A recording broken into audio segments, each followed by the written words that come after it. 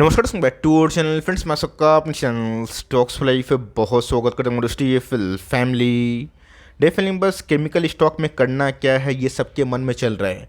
और सबसे इम्पोर्टेंट ये है कि जिनके पास पेशेंस भी है ना, वो लोग भी अपना पेशेंस को खो रहे हैं। बिकॉज लास्ट एक आध साल में उनके बड़े पैसे केमिकल सेक्टर से नहीं बने, जहां मिड कैप स्मॉल कैप में धुआंधार रैली हमें देखने को मिली। लेकिन दोस्तों, अब कंडीशन थोड़ी चेंज होने वाली है और मेरा ऐसा मानना है H2 जिसको हम लोग बोलते हैं Q3 और Q4।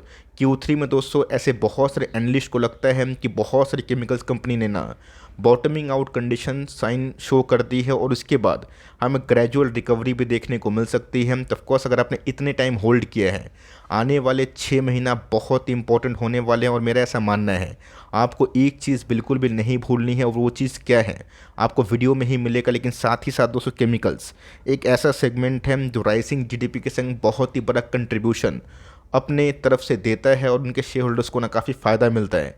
चलिए, क्या न्यूज़ है इन डेप्थ मैं डिस्कस करने वाला हूँ। चैनल फर्स्ट टाइम होंगे सब्सक्राइब कर सकते हैं इस तरह की क्वालिटी कंटेंट को सबसे पहले एक्सेस करने के लिए। Now without delaying any for time, let's begin. बात की जाए नुवावा इक्विटीज़, उनके तरफ से कुछ ऐसी कमेंट्री हमें देखने को मिल रही है जिसको हमें इग्नोर नहीं करना चाहिए। मानना नहीं मानना हमारे ऊपर है। लेकिन दोस्तों, चूँकि केमिकल्स अभी डाउन ट्रेंड में है या फिर उतना मोमेंटम शो नहीं कर रहे हैं, तो आपको वेरियस जगह पे इनके ऊपर बहुत ही कम कवरेज देखने को मिलेगी। और इसीलिए इस केमिकल्स को लेकर ना मेरी थोड़ी कम वीडियोस आ रही है। लेकिन बीच बीच में गैस जब भी मैं देखता हूँ कि कुछ अपडेट केमिकल्स को लेके हमारे लिए जानना इंपॉर्टेंट है, मैं डिस्कस करता हूँ। लास्ट वीक भी गैस मैंने कुछ इसी तरह किया था। अभी के टाइम अगर आप देखें तो नुवामा इक्विटीज़ की तरफ से हमें क्या कमेंट्री देखने को मिल रही है। Chemical sector बॉटम्ड out in Q3, expect gradual recovery Q4 onwards. तो रोहन गुप्ता साहब की बात की जाए तो ऑफकोर्स उनको ऐसा लगता है कि बहुत सारी केमिकल्स कंपनी हैं जिन्होंने Q3 के नंबर्स के बाद ही बॉटमिंग आउट की कंडीशन शो करती है और Q4 से हमें gradual recovery onwards upward movement में दिखाई दे सकती है। अब इसमें दोस्तों कितनी सच्चाई है उसको वेरीफाई करेंगे, लेकिन साथ ही साथ जो ग्लोबल ट्रेंड है पूरे इंटायर केमिकल्स के लिए कितना हद तक प्रभावित हो सकता है उसको भी जानेंगे ज़रूर। अगर वीडियो पसंद आ रही तो प्लीज़ लाइक करिएगा। बिकॉज मैं कोशिश करता हूँ कि आपको मैक्सिमम इन्फॉर्मेशन बहुत ही सरल शब्दों में और जेन्युइन तरीके से दिया जाए। तो रोहन गुप्ता जो डायरेक्टर है नुवामा इंस्टीट्यूशनल इक्विटीज़ की, उनको ऐसा लगता है कि एग्रोकेमिकल जो फोकस कंपनी है उनको एक आध क्वार्टर का समय लग सकता है। लेकिन यस, पीआई इंडस्ट्रीज़ को छोड़ के मैं देख रहा हूँ कि वेरियस एग्रोकेमिकल उतना अच्छा परफॉर्मेंस नहीं कर रही है जितना पीआई इंडस्ट्रीज़ कर रही है। लेकिन उन सब में भी तेज़ी आ सकती है। लेकिन गैस उन्होंने एक बहुत इंटरेस्टिंग बात कही है कि नंबर्स को देखने के बाद ऐसे बहुत सारी कंपनीज हैं जिनके भले ही शेयर प्राइस में उतनी तेज़ी ना हुई हो, लेकिन यस जो अर्निंग साइकिल की बात की जाए और ऑफकोर्स एनालिस्ट की एक्सपेक्टेशन से ज़्यादा आरती इंडस्ट्रीज़, जुबलियंट और गुजरात फ्लोरो की बात की जाए उसमें रिकवरी आना स्टार्ट हो चुकी है। रही बात दोस्तों आने वाली कल में जितने भी कंपनीज हैं जो हाई कैपेक्स करके रखे हैं ना, जिनके ऑपरेटिंग लेवरेज की बात की जाए वो कहाँ से प्ले आउट हो सकते हैं FY25 और FY26 तक। मतलब अगर दोस्तों इनके लिए सिनेरियो थोड़ा सा भी टेलविन में कन्वर्ट होता है, जो अभी तक इन लोगों ने हेडविंड्स को फॉलो किया है, फोकस किया है, तो ऑफकोर्स टेलविन में गैस वही कंपनी सबसे ज़्यादा फ़ायदा में रहेगी जो कैपेक्स करके बैठी है और ऑफकोर्स इनिशियल इन्वेस्टमेंट भी लगा के रखी है। लेकिन यस वो FY25 और FY26 तक हमें पूरा विजिबल देखने को मिलेगा। मतलब आने वाले कुछ क्वार्टर्स की बात की जाए जिसमें लगभग 8 क्वार्टर्स हैं, इसी 8 क्वार्टर्स में गैस हमें लॉन्ग टर्म में बेनिफिट मिल सकता है। और यही कहानी हमें पिछले कुछ समय से वेरियस जो सेक्टर्स है उसमें भी दिखाई दे चुकी है। दोस्तों बात की जाए, इनसे बहुत सारे क्वेश्चंस पूछे गए जिनको कुछ क्वेरीज मिल रही है या फिर नहीं मिल रही है कि केमिकल्स थोड़ा अंडर परफॉर्म कर रहे हैं, तो क्या इस समय जो लार्ज केमिकल्स कंपनी हैं जिनके मार्जिन्स उतने नहीं गिरे हैं और ऑफकोर्स उतनी कॉम्प्लेक्स केमिस्ट्री नहीं है, तो क्या उसमें लाइक घुसना सही है। तो ऑफकोर्स कैसे उन्होंने साफ साफ बताया है केमिकल इंडस्ट्री अभी भी थोड़ा सा अंडर परफॉर्म कर रही है, जहाँ पे स्मॉल कैप मिड कैप ने बेतहासा एक साल में पैसे छापे। और ये उस समय है जब पूरे इंटायर केमिकल में उतनी तेज़ी नहीं है और बहुत सारे केमिकल्स कंपनी अभी भी अच्छे नहीं किए हैं। तो मुझे कैसे इस बात से ना सेबी का वो कोट याद आता है जहाँ पर उन्होंने साफ साफ बताया था कि इंटायर मिड कैप और स्मॉल कैप में फ्रॉथ है, बबल है। बट दोस्तों अगर देखा जाए ना, कुछ कुछ सिलेक्टिव स्टॉक्स ही मिड कैप स्मॉल कैप में बहुत चले हैं। ये बोलना है कि पूरे entire mid cap small cap में रैली आई, ये गलत बात है। बिकॉज सेक्टर की बात की जाए तो उसने केमिकल सेक्टर की बात की जाए लास्ट 2-3 साल से तो बहुत ही अच्छा परफॉर्म किया है। बट लास्ट 218 महीना, खासकर लास्ट एक साल, इनके लिए बहुत ही पेनफुल कंडीशन था, जहाँ पे US यूरोप रिसेशन के कगार में था। बहुत सारे यूरोपियन कंट्रीज ने तो गाइस रिसेशन को झेला भी और मतलब संभलने की कोशिश हो रहा है। तो ऑफकोर्स रेट कट से गैस केमिकल को फ़ायदा होने वाला है, और ऑफकोर्स रेट कट होता है तो इससे गैस इकोनॉमी में भी ना अच्छा खासा बूस्ट आ सकता है। उन्होंने एक बहुत ही इंपॉर्टेंट बात कही है और बताया है कि जनरली हम लोग देख रहे हैं कि जो ट्रेंड अभी तक हमने विटनेस किया Q3 तक, बहुत सारी केमिकल्स कंपनी के मार्जिन्स के संग जो उनके ख़राब टाइम था उसका बॉटम आउट हो चुके हैं, और Q4 में हम लोग ग्रेजुअल रिकवरी उम्मीद कर रहे हैं। और फॉलो वन उसके बाद आने वाले कल में हमें ये चीज़ देखना है कि ग्लोबल मार्केट में खासकर यूएस और यूरोप, इनका रिसेशन अगर होता भी है तो कितना डीप होगा, अवॉइड करते भी हैं तो कितने हद तक इम्पॉर्टेंट है, मतलब कितने हद तक अवॉइड कर पाएंगे। बिकॉज केमिकल्स का कंजम्पशन का जो स्टोरी है, और ऑफ कोर्स जो कंपनी एक्सपोर्ट करती है यहाँ से यूएस मार्केट में और ऑफ कोर्स यूरोपियन मार्केट में, उनका दोस्तों धंधा इसी पे ही डिपेंड करता है कि इकोनॉमी यूएस की यूरोप की कब चमकेगी। और यही बात दोस्तों मैंने आपको बहुत बार बताया है, भले ही आप केमिकल्स में इन्वेस्टमेंट करके रखें हैं, बट एक्सपोर्ट की बात की जाए और डोमेस्टिक मार्केट की बात की जाए, दोनों अलग अलग हैं। अब फाइन ऑर्गेनिक जैसे अच्छी कंपनी जिनका एक्सपोर्ट से 60% के आसपास रेवेन्यू होता है, और यूएस यूरोप और वेरियस कंट्री को माल सप्लाई करता है, अगर वहाँ से डिमांड नहीं आएगा वो कुछ नहीं कर सकते हैं। तो अगर आप केमिकल्स कंपनी में निवेशित हैं तो देखिए उनके जो फॉलोइंग पैटर्न्स में जो उनके रेवेन्यू आते हैं कहाँ से आते हैं, डोमेस्टिक से आते हैं या फिर एक्सपोर्ट से आते हैं, और आते भी हैं तो कितने परसेंटेज से। बिकॉज अगर एक्सपोर्ट ज़्यादा होगा ना तो हमें थोड़ा टाइम देना पड़ेगा, बिकॉज जब तक वहाँ पे रिकवरी नहीं हो यूएस यूरोप में, तब तक ये समझ पाना कि मेरा कंपनी क्यों नहीं भाग रहा है, ये चीज़ सही नहीं है। चाइना 1+ से गैस बहुत ज़्यादा फ़ायदा हुआ है। यूरोप +1 की बात की जाए जहाँ पे गैस इंडिया के संग बहुत सारी कंट्रीज़ ने FTA साइन किया है, जो आने वाले कल में गैस ग्रेजुअल रिकवरी के संकेत हमें दिखाई दे सकते हैं। तो अगर आप देखें फिलिप कैपिटल की, उन्होंने भी गैस SRF की बात की जाए, आरती की बात की जाए, उनको अपग्रेड किया है।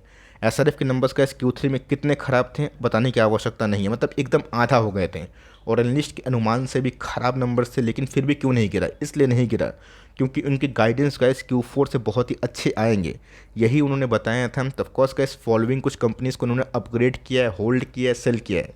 बट मेरा ऐसा मानना है टारगेट्स देख के काम नहीं करना है, हमें कैसे रिकवरी देखनी है।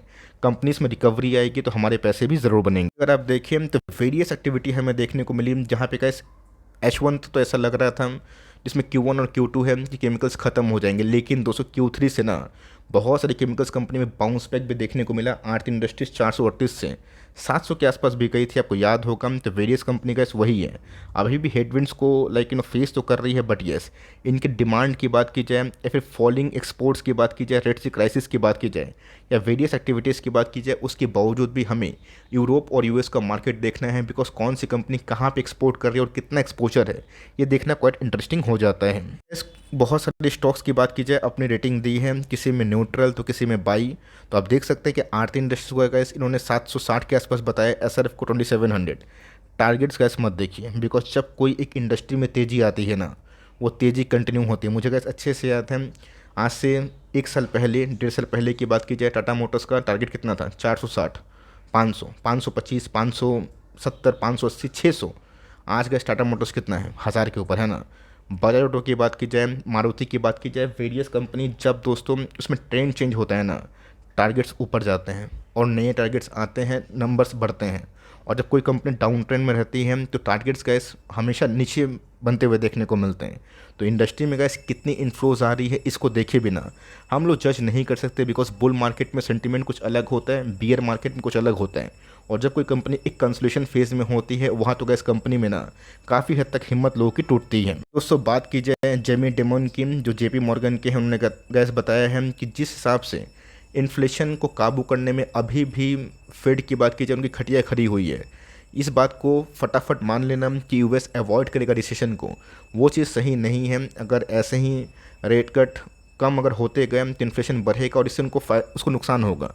तो यहाँ पे गैस जेमी डिमोन का काम ही है कि ऑफकोर्स बीच बीच में न्यूज़ ऐसे लाएं जहाँ पे वो लाइमलाइट में हो। Because risk of recession in US remains, Fed should hold rates. उनको लगता है कि फेड को बिल्कुल भी अब रेट कट नहीं करना चाहिए, आने वाले 6 महीना में ऐसे ही स्टडी रखना चाहिए।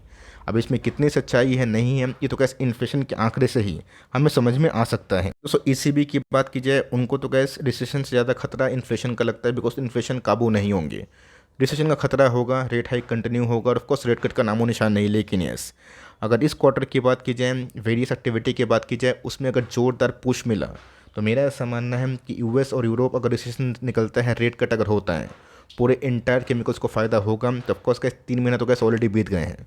रही बात और 9 महीना का ही कहानी है, लेकिन यस जब का ट्रेंड चेंज होगा ना, तो मेरा ऐसा मानना है जो केमिकल्स अभी के टाइम लेगार्ड है वो फ्रंट में आएंगे। और जैसा कि इस परफॉर्मेंस हमने देखा था वैसे ही कुछ हमें देखने को मिल सकता है। ऐसा नहीं है कि 2020-21 में जो मेगा बुल रन हमने केमिकल्स में देखा था वैसे ही भागेंगे, बिकॉज 2020-21 कुछ अलग था। वहाँ पे गैस कमोडिटी के प्राइस काफ़ी कम थे, जिससे मार्जिन्स को बहुत ही बूस्ट मिला। लेकिन यस ऐसा गैस मेरा मानना है कि भले ही कमोडिटी के प्राइस उतने नहीं गिरे हों, लेकिन कंपनी के अंदर अगर पोटेंशियल हो, कैपेक्स कर रही है और मार्केट में डिमांड अगर रहे ना, तो कंपनी आराम से जो पुराने सीजीआर थे जो 2020 के पहले थे उसको आराम से कंटिन्यू कर सकती है। बात दोस्तों वेरियस कंपनी के आप देख सकते हैं, Balaji Amines, Aarti Industries, Deepak, Navin, Gujarat Fluoro, Tata Chemicals, PI, SRF, Vinati. बहुत ही अच्छी अच्छी कंपनी हमें देखने को मिलती है। बट हम लोग कर क्या सकते हैं? लोग क्या करते हैं, जब स्टॉक गिरता होता है, डाउन ट्रेंड में होता है, तो इंटरेस्ट नहीं लेते हैं और जब भाग जाते हैं उसी कंपनी को पीछे से भागते हैं, पकड़ते हैं। तो ऐसा मत करें, अच्छी कंपनी को होल्ड करना सीखें, वरना गैस लाइफ लॉन्ग ना वही होगा। तेज़ी आ जाएगी, आप निवेश करेंगे और फिर से स्टॉक डाउन ट्रेंड में चला जाएगा, है ना। और मंदी आएगी, स्टॉक में आप बेच देंगे और फिर से स्टॉक लाइफ टाइम हाई लगा देगा।